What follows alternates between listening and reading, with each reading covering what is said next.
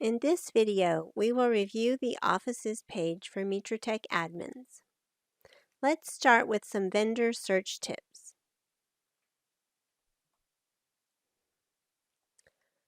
When you are searching for vendors or offices, be sure to search by the first name separately and also the second name separately.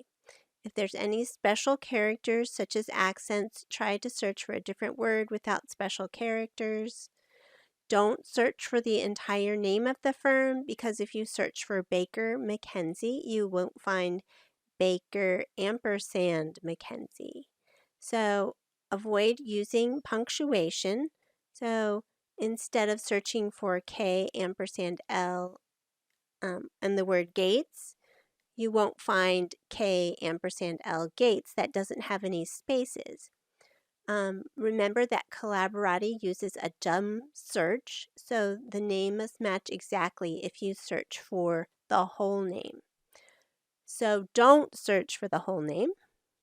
Instead, search for partial names such as Adro or Mackenzie or Gates or Connor, Lovells or Morgan. Instead of searching for Morgan, Lewis, and Bacchius, you'll search for just Morgan. For O'Connor, you would just search for Connor. And for K&L Gates, you would just search for Gates. Another suggestion is to search for a tax ID or a partial tax ID.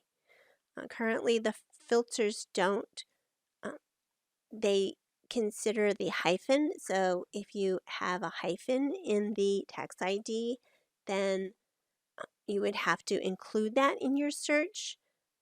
Additionally, if there's no hyphen, then you may not find the correct tax ID.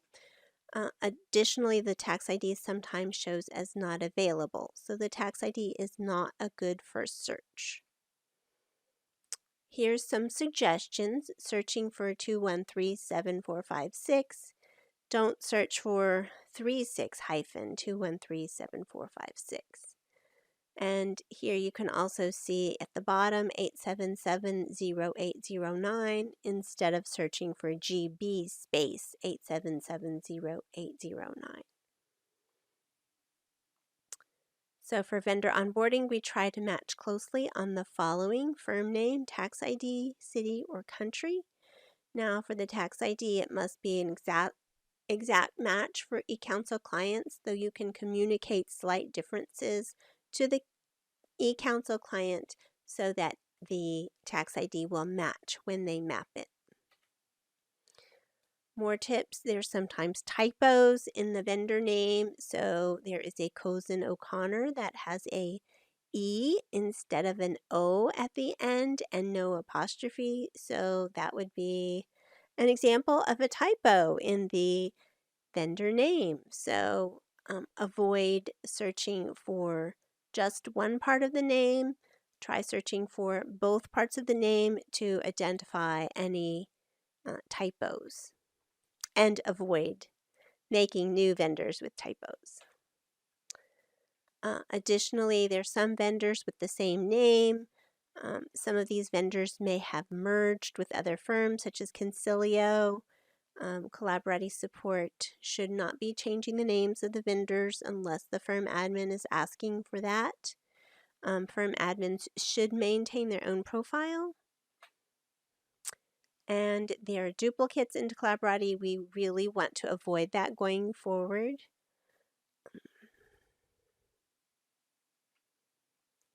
So when creating new offices, make sure to use the best practices. First, try to find an existing vendor that matches. And if there's an existing vendor with a noticeable discrepancy, ask the client if it's possible to use that existing profile. And if there's an existing vendor in the same country outside the US, then you may want to ask the client if we could use perhaps an existing vendor that's in a different city but in the same country.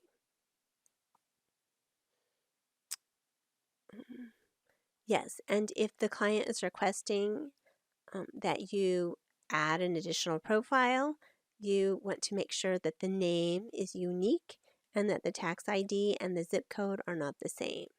So, for example, we have some special requirements for Enbridge.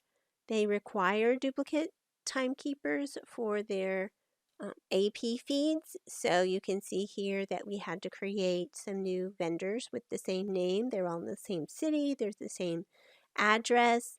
They just have a slightly different name. As you can see, it's the US AP feed, the CE AP feed, and the CW AP feed. And the tax ID had to be adjusted slightly to create those vendors. Here's some examples of some unique names for Allen and Overy.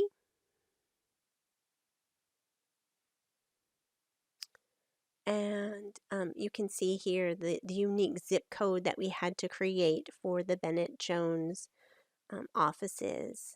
As you can see, the tax ID on the right has an underscore, a hyphen, and a period so that it will be unique. These are two different vendors for Hewlett-Packard, Bowen Gilliffen, and the tax ID on these two is unique, as well as the vendor name. Here's an example of what you should not do. So Winston and Strawn, they have several accounts, and two of the accounts are duplicated. Here you can see that somebody created a new account with the word and instead of using the current existing account that had an ampersand. So do not create new vendors if you can avoid doing so. And here are two Hogan Lovells accounts that were created. They have slightly different names, and they're located in the same city, but these should not have been created.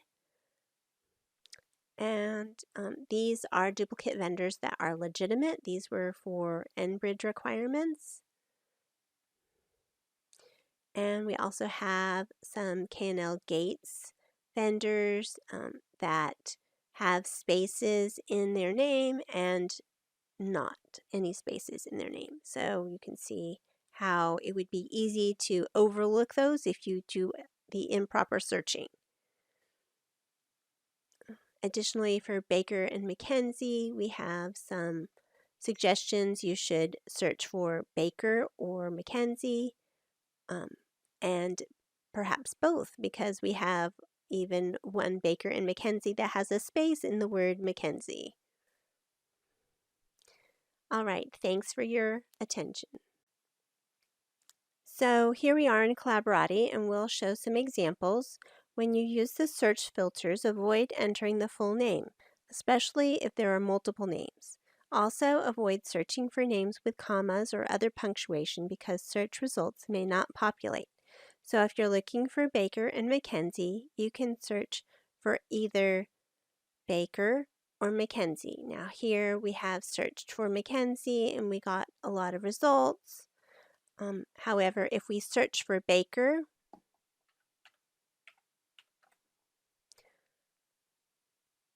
we'll get some additional results, and some of them may even provide slightly different results. So here you can see Baker and McKenzie Luxembourg would not appear on the other search.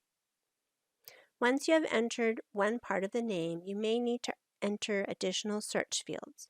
Perhaps you might enter a country or city to narrow the results, or perhaps you want vendors that are assigned to a particular client, such as Barclays.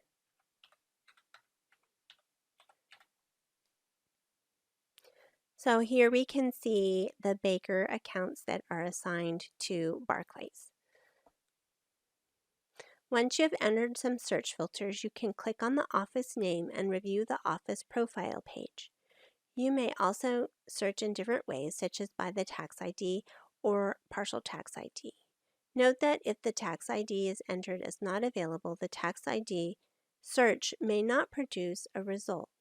The tax ID is often not a reliable first search. So let's click on one of the accounts here, and you can see the profile information.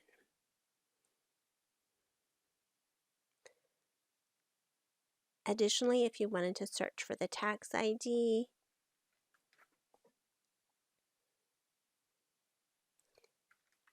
we suggest entering the numbers before the hyphen. If you have a hyphen or a U.S. tax ID, you can search that way.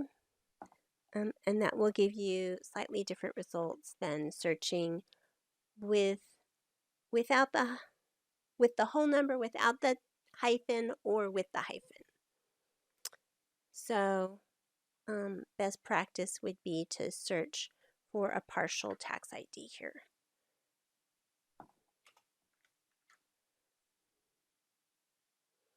Well, that one didn't populate anything. All right, in rare situations, you may need to delete an office, such as if the vendor was created by mistake.